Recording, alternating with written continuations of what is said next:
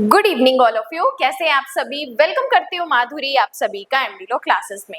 देखो, आज इस लेक्चर में मैं आपको बताने वाली हूँ कि फिलहाल जो अभी हमारा 7 जून को AIB 21 का एग्जाम है, उसके लिए लास्ट टाइम पे हमें कौन कौन से केस पढ़ने हैं, क्या केस का नाम है, मेन उसकी क्या हेडिंग की गई है, क्या मेन उसका कंक्लूजन है, वो आज इस क्लास में मैं आपको बताने वाली हूँ। टोटल मैं आपके सामने ऐसे 50 इंपॉर्टेंट केसेस बताऊंगी जिससे आपको चीजें क्लियर होंगी कि इस केस में ये चीजें बताई गई है। देखो, यहाँ पे अनलिमिटेड केसेस हैं।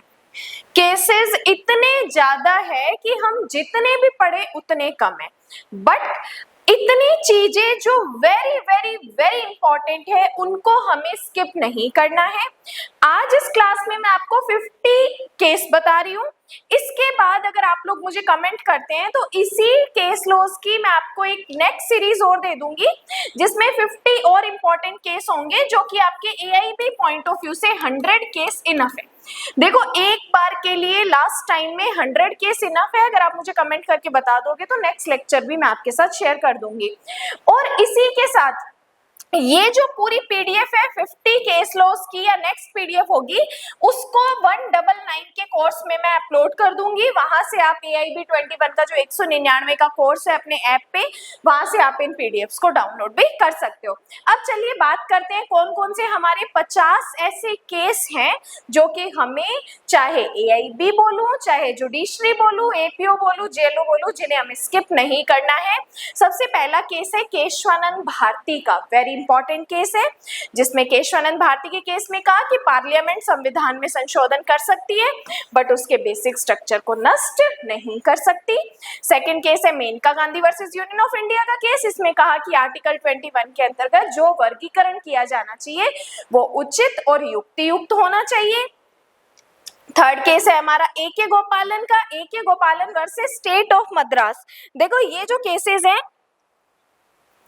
वेरी इंपॉर्टेंट केस है। इसमें कहा कि आर्टिकल 21 की इस केस में संकीर्ण व्याख्या की गई। क्वेश्चन आता है, आर्टिकल 21 की संकीर्ण व्याख्या किस केस में की गई? तो AK गोपालन के केस में की गई। Then Minerva Mills versus Union of India का केस है जिसमें कहा फंडामेंटल राइट्स और directive principle of state policies के बीच में संतुलन बिठाना संविधान का बेसिक स्ट्रक्चर है। देन इसके बाद R Coelho versus state of Tamil Nadu का केस था जिसमें 9th शेड्यूल के कानून को भी बेसिक स्ट्रक्चर टेस्ट के अधीन होंगे इन्होंने कहा। देन इंदिरा साहनी का केस था जिसमें OBC आरक्षण को वैलिड बनाया गया। MC मेहता का case versus Union of India था। इसमें कहा गया कि जो हजार्डस मतलब जो खतरनाक इंडस्ट्रीज होते हैं वहां के लिए एब्सोल्यूट लायबिलिटी का सिद्धांत दिया गया कि हजार्डस प्लेस जो खतरनाक जगह होती है वहां पर आप बच्चों और महिलाओं की नियुक्ति नहीं कर सकते हो। रायल्स वर्सेस फ्लेचर का केस था, खतरनाक वस्तु बाहर निकालने से हुए नुकसान के लिए व्यक्ति उत्तरदायी होगा। देन स्टीवंस का केस था जिसमें मैन्युफैक्चरर कंज्यूमर के प्रति ड्यूटी ऑफ केयर बताया।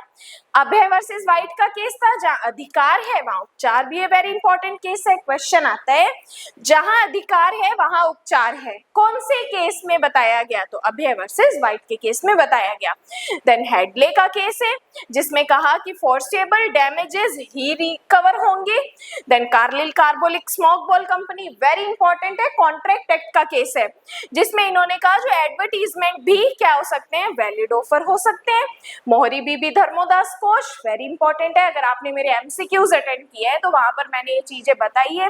बार बार मोहरी बीबी का केस आता है जिसमें कहा कि अगर आप माइनर अवयस्क के साथ अगर कोई करार करते हो तो ऐसा करार एब इनिशियो वॉइड मतलब प्रारंभ से ही, शुरू से ही क्या होता है, शून्य होता है।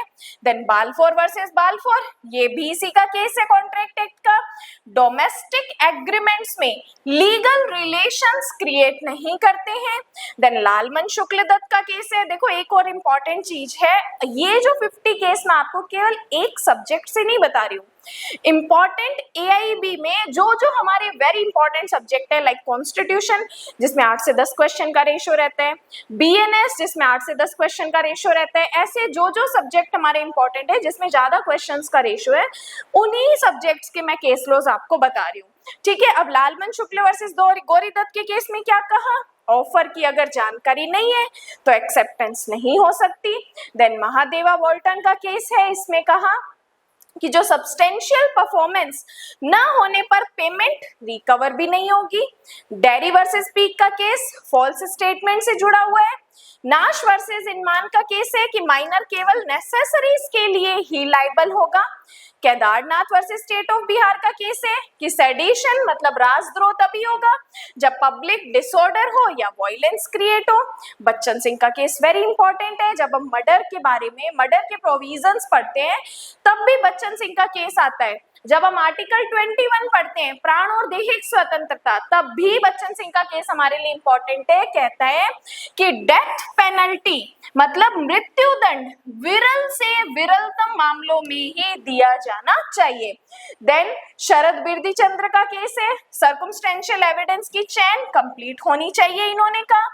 22 कहता है state of Rajasthan versus Kashiram, इन्होंने कहा संदेह का लाभ सदैव एक्यूज्ड को मिलेगा। क्वेश्चन आता है संदेह का लाभ अभियुक्त को दिया जाएगा, कौन से केस में का है?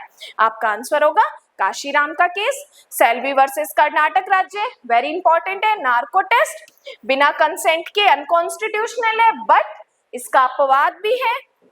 आतंकवादियों के मामलों में वहां पे परमिशन लेने की जरूरत नहीं है। DK बसु का केस बहुत जरूरी है। अरेस्ट और डिटेंशन के लिए मैंडेटरी गाइडलाइन दी गई। Jogendra Kumar versus state of UP बहुत इंपॉर्टेंट केस है कि हर अरेस्ट आवश्यक नहीं है, अगर उचित कारण होना चाहिए कि हर बार पुलिस को ये चीज नहीं करनी कि व्यक्ति को गिरफ्तार ही करना है। मतलब कि अगर जहां पर जिन मैटर्स में बेल दी जा सकती है उसमें बेल दी जानी चाहिए, वहां पर अरेस्ट नहीं किया जाना चाहिए। फिर कहता है स्टेट ऑफ बॉम्बे वर्सेस काथीकालू का केस है, इंपॉर्टेंट है। इन्होंने कहा फिंगरप्रिंट्स देना सेल्फ इंक्रिमिनेशन नहीं है। अब फटाफट मुझे बता दो रिवीजन पॉइंट ऑफ व्यू से, सेल्फ इंक्रिमिनेशन आत्म अभिशंसन से संरक्षण कौन से आर्टिकल में हम पढ़ते हैं? देन पाकला नारायण केस एविडेंस से आ गया कि कन्फेशन में अपराध स्वीकार करना जरूरी है, क्योंकि कन्फेशन का मतलब ही ये होता है जुर्म स्वीकार करना, जुर्म स्वीकार करना। देन हनुमंत गोविंद का केस है, सर्कमस्टेंसेस केवल एक्यूज्ड की गिल्टी की ओर ही इंगित करते हैं। देन इसके बाद देवमान उपाध्याय का केस है, इन्होंने कहा पुलिस कस्टडी में दिया गया स्टेटमेंट सीमित परिस्थितियों में एडमिशेबल होगा। तुकाराम का केस है, कंसेंट और कस्टोडियल रेप पर महत्वपूर्ण सिद्धांत प्रतिपादित किए गए। विशाखा का केस वेरी इंपॉर्टेंट है, वर्क प्लेस पर हरासमेंट रोकने हेतु विशाखा गाइडलाइन आई थी। सायरा बानो का केस कितना जरूरी है, ट्रिपल तलाक को अनकॉन्स्टिट्यूशनल डिक्लेयर किया। नवतेज सिंह जौहर का केस इंपॉर्टेंट है, कंसेंशनल होमोसेक्सुअल रिलेशन जो है अपराध नहीं है। पुत्ता स्वामी का केस आपने MCQs अटेंड किए तो पुत्ता स्वामी का केस मैं बार बार याद करवाती हूँ। राइट टू प्राइवेसी आए तो पुत्ता स्वामी को याद करना है।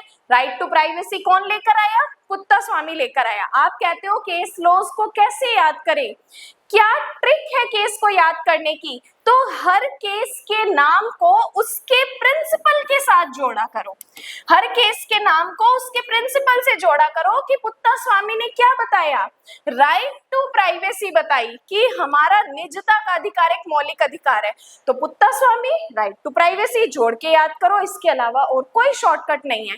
इसी तरीके से केस आपको याद करने हैं। ADM जबलपुर में क्या आया कि इमरजेंसी में आर्टिकल 21 एनफोर्समेंट पर रोक मानी गई। गोलकनाथ के केस में क्या कहा कि पार्लियामेंट फंडामेंटल राइट्स में अमेंडमेंट नहीं कर सकती। स्टेट ऑफ मद्रास या चंपाकम दोराई राजन में कहा फंडामेंटल राइट्स DPSP पर प्रिवेल करेंगे। देन SR बोम्मई का केस था, इसमें कहा कि जो फेडरलिज्म है संविधान की बेसिक स्ट्रक्चर है। इंद्री बेरूबारी का केस वेरी इंपॉर्टेंट है, जब हम कॉन्स्टिट्यूशन स्टार्ट करते हैं तो स्टार्ट करते टाइम ही सबसे पहला केस इंद्री बेरूबारी का पढ़ते हैं, क्योंकि इंद्री बेरूबारी में कहा इन्होंने दो चीजें बताई थी। इन्होंने कहा टेरिटोरियल ट्रांसफर हेतु कॉन्स्टिट्यूशनल अमेंडमेंट जरूरी है, और इंद्री बेरूबारी के केस में कहा कि प्रियम्बल में भी अमेंडमेंट किए जा सकते हैं। KM नानावटी का केस बहुत जरूरी है, ग्रेव एंड सडन प्रोवोकेशन, गंभीर और अचानक प्रकोपन के सिद्धांत की इसमें व्याख्या की गई। डेडले वर्सेस स्टीफन का केस है, मर्डर के लिए नेसेसिटी सामान्य डिफेंस नहीं है। रैग गोविंदा कितना जरूरी है मर्डर और कल्पेबल होमिसाइड का, इसी केस में अंत स्पष्ट किया। Birsa Singh versus state of Punjab में इंटेंशन और बॉडीली इंजरी टेस्ट निर्धारित किए गए। केहर सिंह का केस है क्रिमिनल कॉन्स्पिरेसी सर्कमस्टेंसेस से सिद्ध हो सकती है। Then state of West Bengal versus Anwar Ali Sarkar, इन्होंने कहा कि जो क्लासिफिकेशन है वो आर्टिकल 21 का वॉयलेशन है। कौन सा क्लासिफिकेशन? आर्बिट्रेरी। विश्वेश्वर नाथ का केस है फंडामेंटल राइट्स का वेवर, त्याग नहीं कर सकते आप। ओल्गा टेलिस का केस है राइट टू लाइवलीहुड, आर्टिकल 21 का हिस्सा है। हुस्नारा खातून स्पीडी ट्रायल से जुड़ा हुआ है। नीलावती का केस है जिसमें इन्होंने कहा कस्टोडियल डेथ पर कंपनसेशन दिया जा सकता है। और अरुणा शानबाग का केस है पैसिव इथोनेशिया सीमित परिस्थितियों में मान्य है। तो हमने बहुत जल्दी 10 से 15 मिनट में हमने कोशिश की है कि हम इन 50 केस का रिवीजन करें।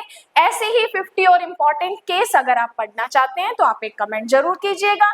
और इस पीडीएफ को अगर आप डाउनलोड करना चाहते हैं तो आप एमडी लॉ क्लासेस में जो AIB 21 का एक कोर्स लॉन्च किया है 199 में, लास्ट के 5 to 7 डेज में भी आप इस कोर्स को बाय करके शॉर्ट नोट्स पढ़ के मॉक टेस्ट दे के और ऑनलाइन टेस्ट करके भी अपनी प्रिपरेशन को बेहतर बना सकते हो। इसके अलावा भी अगर आपका कोई डाउट है तो आप मुझसे कमेंट पे पूछ सकते हो।